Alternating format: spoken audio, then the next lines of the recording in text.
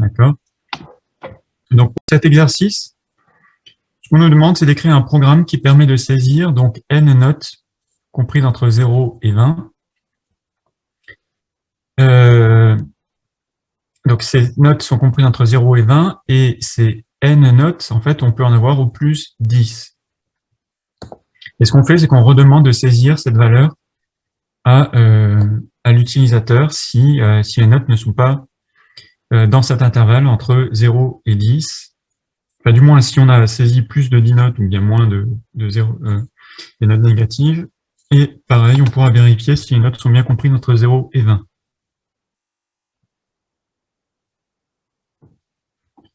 Donc, on va déjà faire donc, cette partie. Alors, il faut que je bascule l'écran ici. Voilà.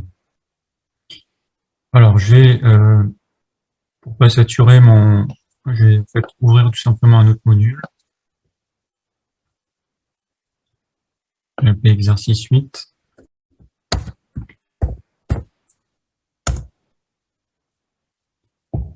Donc, sub exercice 8.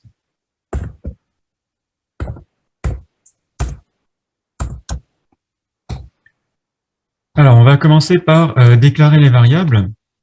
Donc, je vais avoir besoin de déclarer déjà une variable n. Alors, pour n, on va prendre quoi comme type de variable? Il y a une proposition à faire. Integer. Oui.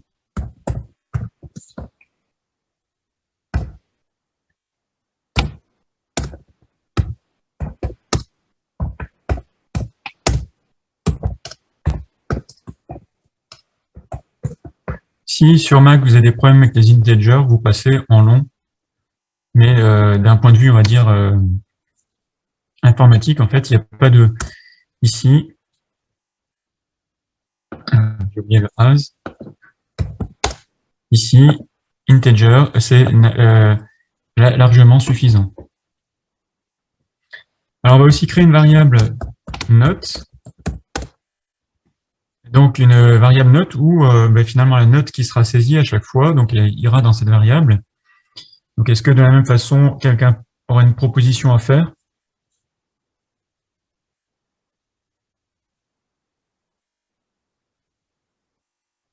Moi, je l'ai fait en tableau. Ah, vous l'avez fait en tableau. Oui. Alors, effectivement, c'est une solution qui est tout à fait correcte. Par contre, c'est pas celle qu'on va utiliser parce que tout simplement, en fait, dans le cadre de cette feuille, on n'est pas encore dans le chapitre des tableaux. Donc, on l'a vu en cours, mais là, en TD, on n'y est pas encore. Et notamment, ça permet de voir, et donc effectivement, le tableau, c'est un outil qui est efficace, on verra dans la feuille suivante, mais de voir qu'on peut aussi utiliser une variable qu'on appelle une variable accumulateur, dans lequel, à un moment donné, on va, enfin, vous allez voir, on va, enfin, on l'avait déjà vu en algorithmique, on va finalement mémoriser les sommes partielles à chaque fois dans cette variable. Alors, donc, sans ça, effectivement, ça aurait été une solution tout à fait intéressante aussi de fonctionner sur des tableaux. Alors, dans tous les cas, votre tableau, vous avez dû le déclarer, donc toutes les valeurs du tableau sont dans un certain type. Et donc, dans ce cas-là, vous avez choisi quoi comme type? Bon, j'ai mis toutes mes variables en single pour que ce soit plus simple, mais je pense qu'on peut mettre un long ici. Non, donc on ne peut pas mettre le long, et integer, c'est à chaque fois des entiers. Ah oui. Donc là, la note, effectivement, on peut mettre single. Ou pareil, donc ici, si vous voulez, le single, c'est en simple précision. Donc avec moins de chiffres significatifs, mais ce serait suffisant. Si sur Mac, vous avez des problèmes avec single avec Mac, je vais essayer de faire avec ça. Mais bon, ceci dit, avec certaines versions de Mac, que ce soit l'un ou l'autre, dans tous les cas, il y a parfois ça ne marche pas. Ok, donc là, on a ça. Donc maintenant, on va essayer donc de demander à l'utilisateur combien de notes il veut saisir. Qu'est-ce qu'on peut faire pour demander à l'utilisateur la saisie de combien de notes il veut saisir? Avec do et input box. Très bien. Donc, do n est égal à input box.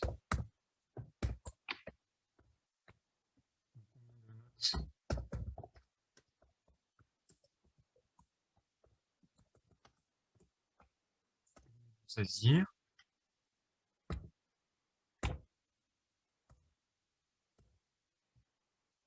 Loop. Until. Alors, qu'est-ce que vous proposez comme condition dans la condition de sortie? N supérieur ou égal à 1 and n inférieur ou égal à 10. Très bien.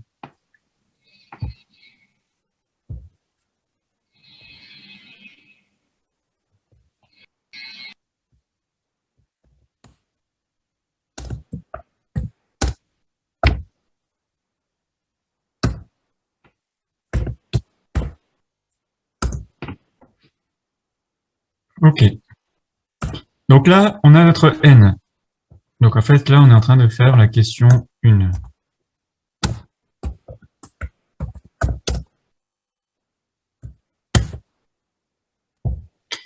Donc maintenant, on va devoir saisir à chaque fois. Donc bon, si par exemple il choisit de saisir 8 notes, on va devoir saisir ces 8 notes.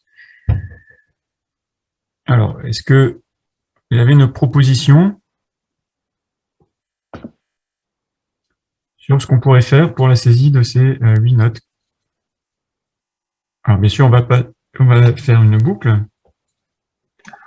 Moi, j'ai déclaré une variable qui permet de faire de l'incrémentation. Oui, donc vous l'appelez i par exemple. Ouais, voilà.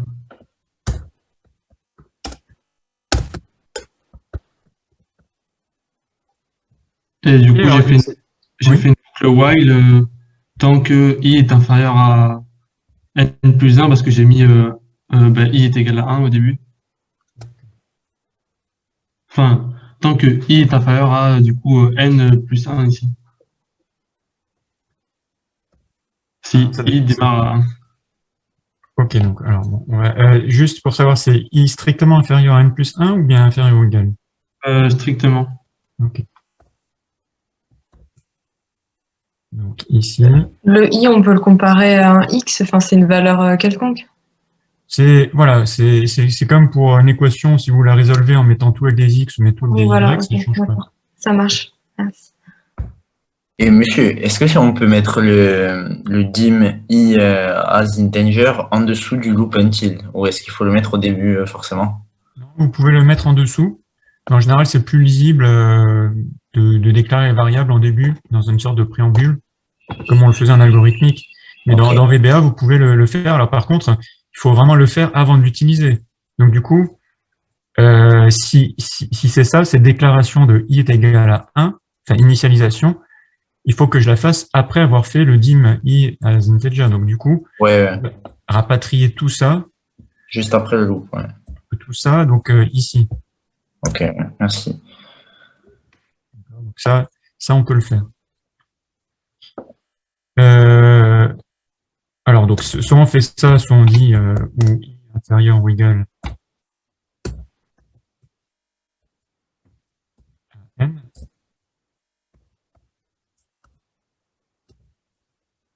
Alors, du coup, bah, on refait notre input box.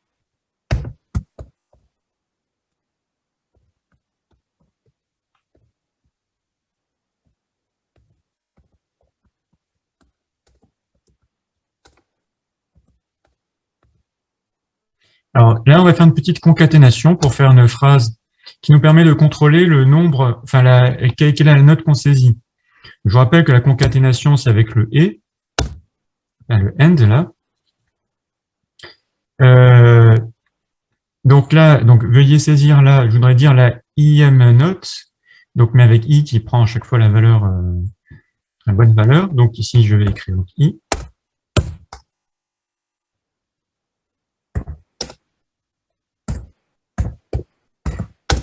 Il y aura juste un petit défaut, c'est qu'il dira la première note, mais bon, on va pas s'amuser à faire une conditionnelle juste pour ça.